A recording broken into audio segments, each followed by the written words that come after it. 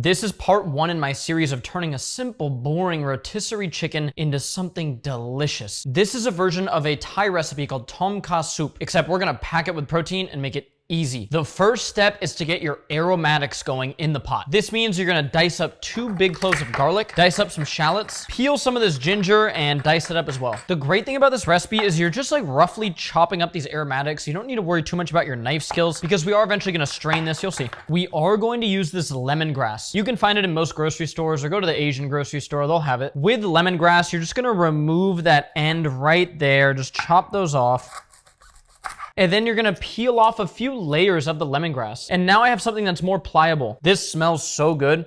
Smell this. Now you're just gonna chop up the lemongrass. Remember, it can be a rough chop. You'll see why. Now you wanna get a pot just like this, stainless steel pot, warm. In that pot, you're gonna put a little spoonful of grass-fed ghee. You could also use olive oil here. Honestly, the fat isn't too important. Avocado oil would work. Once that ghee is hot, this is one of my favorite parts. You're gonna throw these aromatics into the pot, and this is gonna fill your kitchen with the best smell ever. Lightly stir these aromatics around and you're just gonna cook them for about 2 to 3 minutes. And now you wanna get some Thai yellow curry paste. This one has amazing ingredients. Throw in a big scoop, just like this.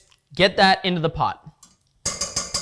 Now layer in some broth. I'm going kettle and fire chicken broth. Start to pour that in there. Oh my God, yes, that's what we want. Pour in a little broth, stir it up, get everything mixed up, and then add in more broth. You're gonna let this heat up, and then after it gets pretty hot, you're gonna strain out some of those big pieces. Now I like to throw in some bok choy. Now you're gonna throw in some coconut milk. Make sure you get full fat coconut milk. Now while that is cooking, you wanna add in a bunch of lime juice. Squeeze that in there. I like to do about 2 limes. I love to throw in a handful of shiitake mushrooms because they just absorb the broth and all the flavors so well. Throw those in there. Now, many people would serve a soup like this and be like, here's your soup. I need protein, bro. So now we're gonna get to work on that chicken and we're gonna throw it in there. Now we have this whole bird, so much good protein in here. You could get fancy and use a knife. I genuinely just like to shred it up with my hands. Let's rip those up. Let's get in the middle here. Let's start to just get that ready to go in. I like to shred it up into like pieces like this. I don't want it like super finely shredded. I like having chunks of chicken in there. You can remove some of the bones if you want. I don't worry about some bones. Just gonna add more flavor. Packed with protein. Let's go. Throw it in there. Yes, all that chicken. Get it in there and it's gonna infuse with so much flavor. Any recipe that gives you a snack while you're cooking it,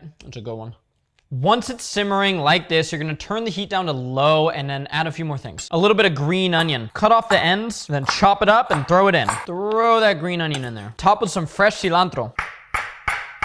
The final thing is to top it with that cilantro just like this. Squeeze a little bit more lime. This is gonna be delicious. It smells so good. Oh my God, look at all that chicken just infused with so much